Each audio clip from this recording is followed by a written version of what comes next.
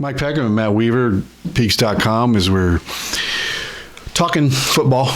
And right now we're going to focus on spring practice, what we may have learned. And Matt, how much spring practice did we get in actually before they had 4 practices. They started on Saturday, went Saturday, Sunday, and then Tuesday, Thursday this past week. The Sunday and Tuesday practices were open to the media.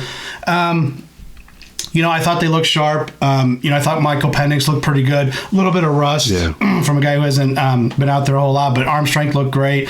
Jack Tuttle's a guy that, to me, has really improved from last year. He looks more comfortable, just looks more confident, looks more sure of himself. And then Dexter Williams, a quarterback, the true freshman, physically looks really talented. Running back, Stevie Scott wasn't out there, but Samson James, David Ellis getting a lot of the reps. They look good.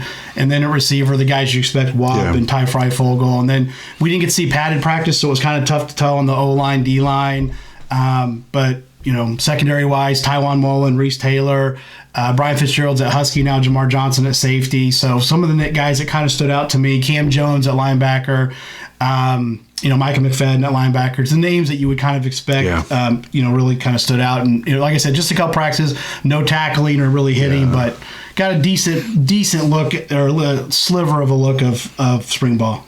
Physically, Michael Penix, did he look bigger? Because he's drawn some praise for some of his strength and conditioning work. Yeah, the day before they started spring ball, we got to talk to him and Coach Allen, and he was wearing one of those kind of workout tight-fitting shirts, and the definition in his shoulders and his arms and his upper chest was really noticeable. And he's always going to be a guy. He's never going to be a 240-pound guy. He's going to be always kind of more on the leaner side, but getting some more of that protection for his upper body and just his body in general is going to be important. And obviously, hopefully at some point they can get back to football, because I'd say he has a bunch of months, but we don't know when they're going to be able to get back and start lifting again, but hopefully sooner rather than later. But, I'm sure that these guys are all doing stuff on their own at home, and he gets bigger and stronger and adds the weight that he needs to add.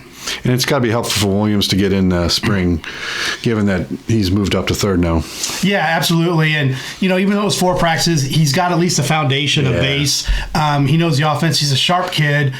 He threw the ball better than I thought. I knew he had a good arm. I just thought maybe he might be a little bit more raw. But, really, he's not as far away as I figured he would be. And hopefully he doesn't have to play this year. That's what you hope.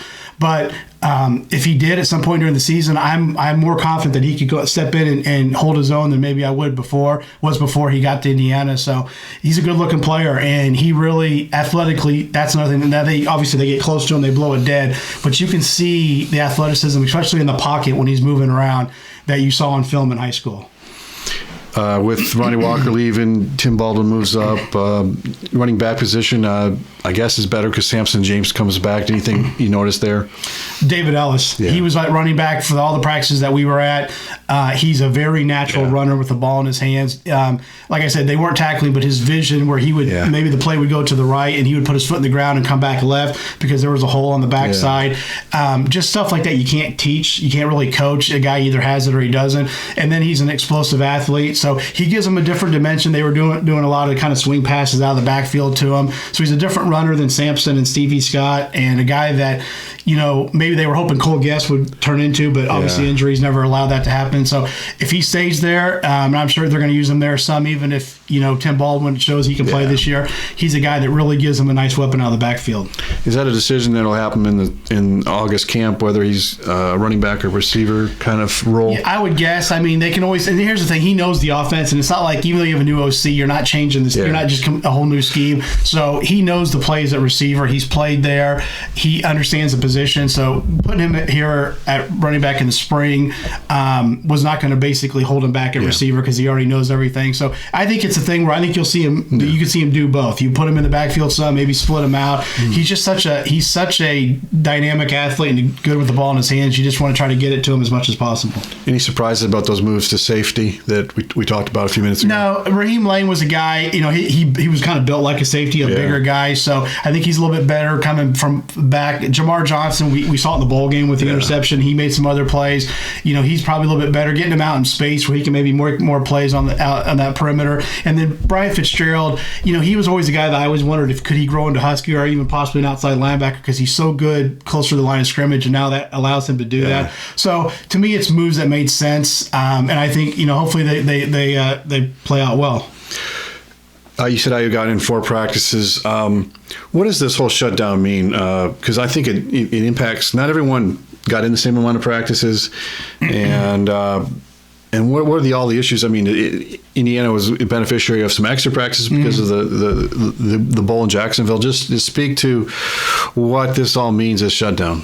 Well, I mean, I think if you look at just, not like a Purdue or a Northwestern, I mean, you can even say a Northwestern or Purdue. Purdue brought in a new DC. They're switching from a 4-man front to a 3-man front. That's a pretty drastic change. And now they started earlier. I don't know how many they got in. I'm guessing they probably maybe got close to halfway through. Yeah. But, that's a lot of time. Northwestern, new OC, and they're not going to be on the field hardly at all. So for those teams that didn't go to a bowl game, you didn't get those bowl practices, which to me is like another spring. It's not great for Indiana, but it could have been worse if they didn't go to that bowl game and didn't get those extra however many practices they got after the season. So, everybody's kind of affected, not the same, but fairly the same, because of, spring's kind of all this starts at the same time for most teams, but you might have got a few more if you're one school than another. But the bottom line is, it really hurts you just because you're not on the field. Now you're not probably going to see your guys, most likely, or won't till fall camp in August.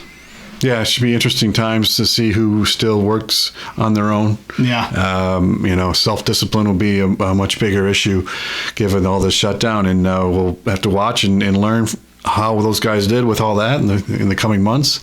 Matt, enjoyed it, and we'll have several other topics we're going to hit on here at Peaks.com. Thank you, everyone.